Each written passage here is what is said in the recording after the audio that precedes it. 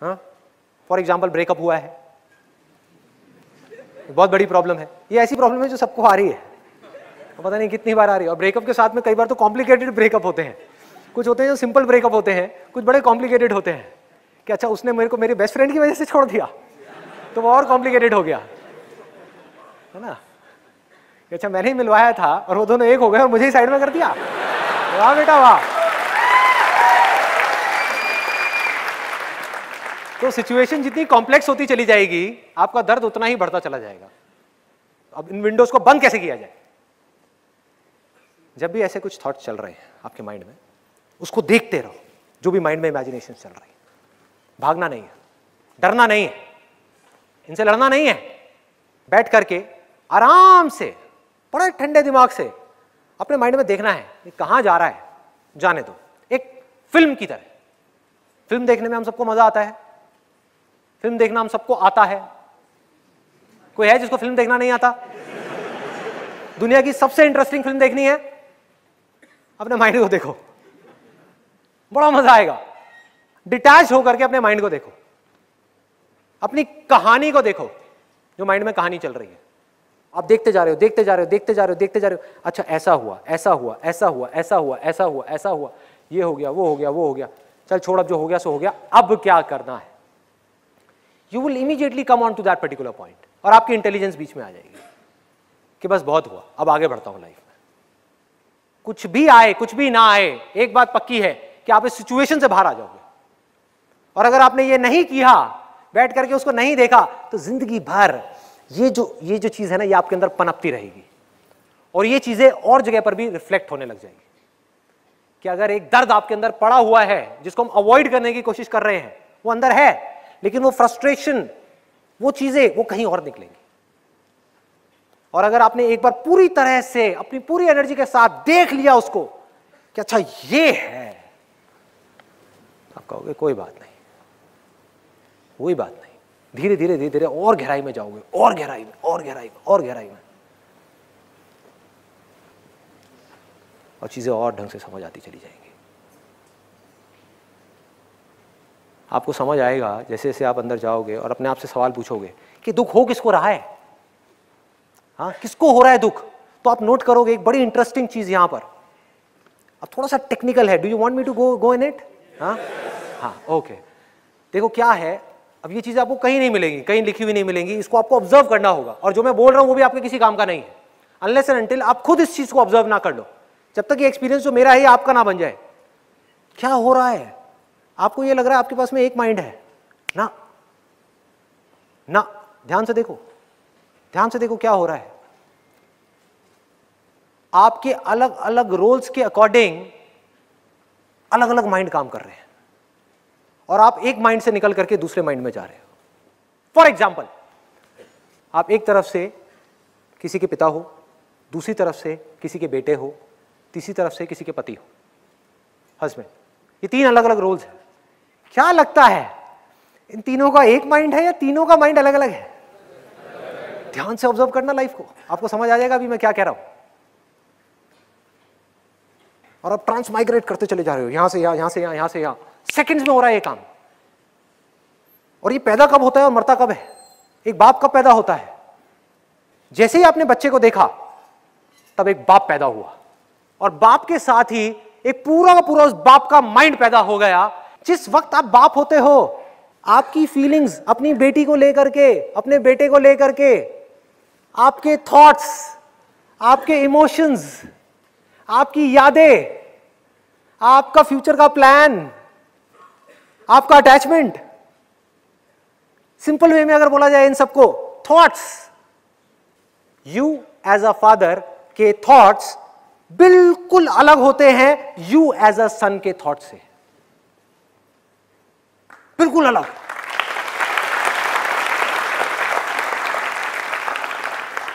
आप अपनी बेटी को देखते हो, आपके अंदर अलग तरह के थॉट्स आते हैं, आपका एक अलग माइंड एक्टिवेट हो गया। What is mind? That is just a thought.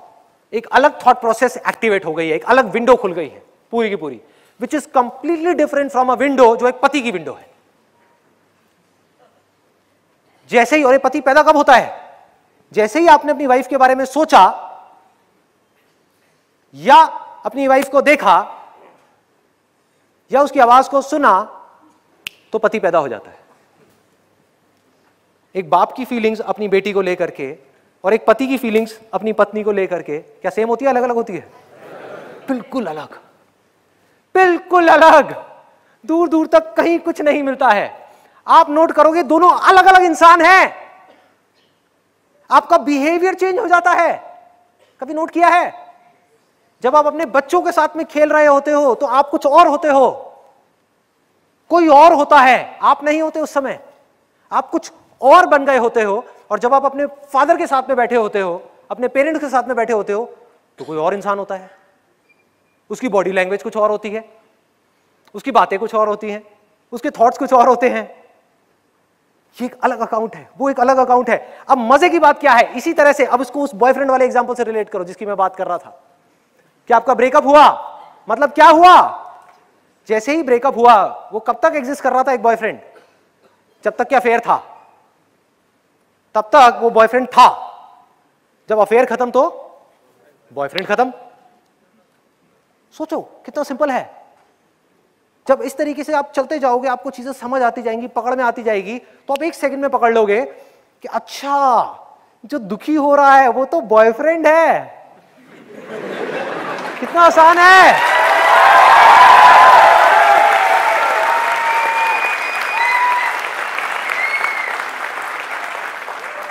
और देखो कितना मजेदार है, वो बॉयफ्रेंड जो मर चुका है, मर गया ना, कहां है बॉयफ्रेंड? दिखाओ।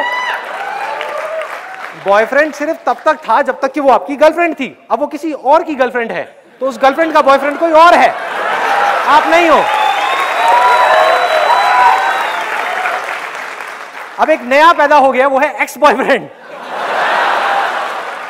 जिसके थॉट्स, जिसकी फीलिंग्स उससे बिल्कुल अलग है जो बॉयफ्रेंड था।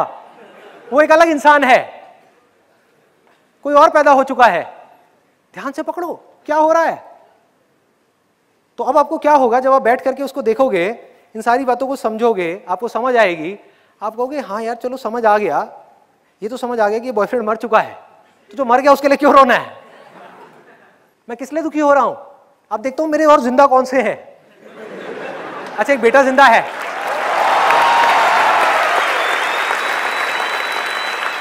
और एंड में जब इन सारी आइडेंटिफिकेशंस को आप छोड़ देते हो, तो आपको समझ आ जाता है कि अगर ये सब भी खत्म हो जाता है तो इन सब से आपको कोई फर्क नहीं पड़ता।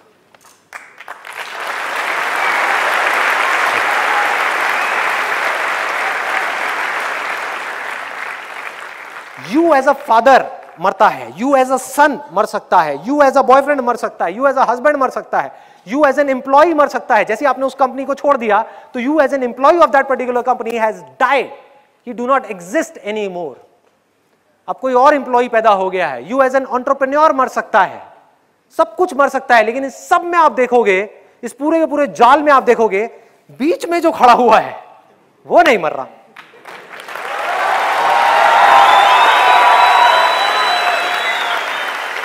तो अब क्या डर है? सोचो, इस बॉयफ्रेंड ने आपको पैदा किया था या आपने इस बॉयफ्रेंड को पैदा किया था? आपने पैदा किया था, तो दोबारा पैदा कर लो।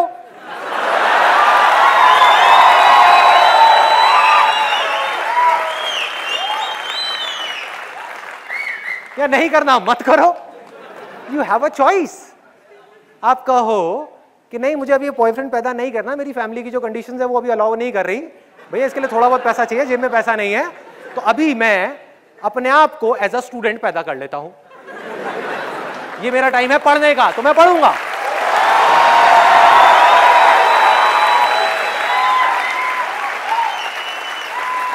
You have the power to choose कि इन रोल्स में से आपको कौन सा रोल चाहिए, कौन सा रोल चाहिए। एंड में रोल कौन सा रह जाएगा मैं बताता हूं। सब कुछ मिटने के बाद भी आप नोट करोगे, और जैसे जैसे आपको चीजें गहराई तक समझ आती चली जाएंगी, आप फियरलेस होते चले जाओगे। आप कहोगे कोई भी आए कोई भी जाए, मुझे क्या फर्क पड़ रहा है।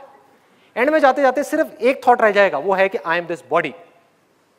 इस बॉडी की वजह से आप सबके साथ में जुड़े हुए हो ना।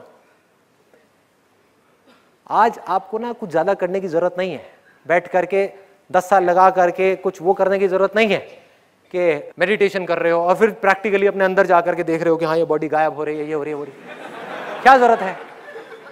आप समझ गए? मतलब आज क्या आप में से कोई ऐसा करता है कि अपने रसोई में 2 पत्थर रखे हो और उसको घिसे जा रहे हो पागलों की तरह, आग पैदा करने के लिए? हाँ, घिस रहे हो, आग आए ताकि मैं खाना बनाऊं। अरे गैस ऑन करो, आ गया, खाना बनाओ। इसी तरह से इस बॉडी के मिथ को तोड़ने के लिए you need a scientific mind. Research करो कि इस बॉडी में यू नाम की चीज कहां पर है। ये बॉडी हर सेकंड में करोड़ों बार बन रही है और मिट रही है।